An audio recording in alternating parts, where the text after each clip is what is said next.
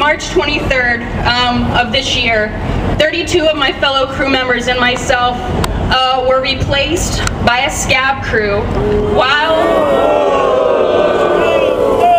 we were working on a Larry Levinson production, filming a mini-series titled The Storm, which is due to air on NBC sometime this summer. It's all because we wanted to organize a union contract.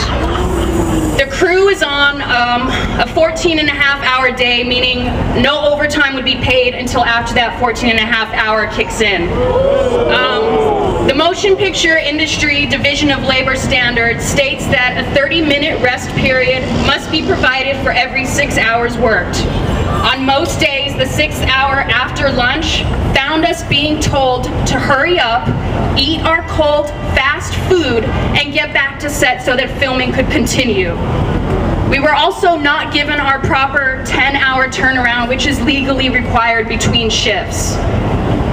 Imagine working 14 hours at night in rain and wind effects after rain towers have been falling over due to an inexperienced effects crew, and then driving to and from either Simi Valley or San Pedro in rush hour traffic both ways.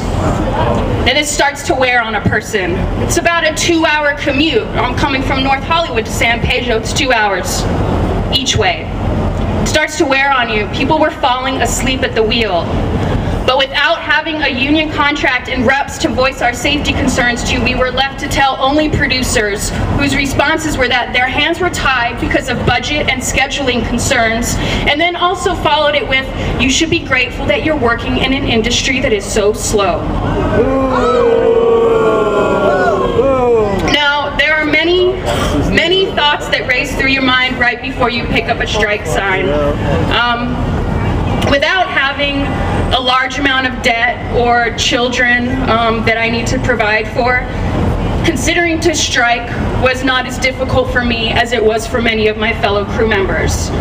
Now, my mother, who was a 30-year member of the American Postal Workers Union, I remember her telling me when I was younger that it's oftentimes a lot more important to stand up for the people that you care about when they are faced with an injustice, just as important as it is to stand up for yourself.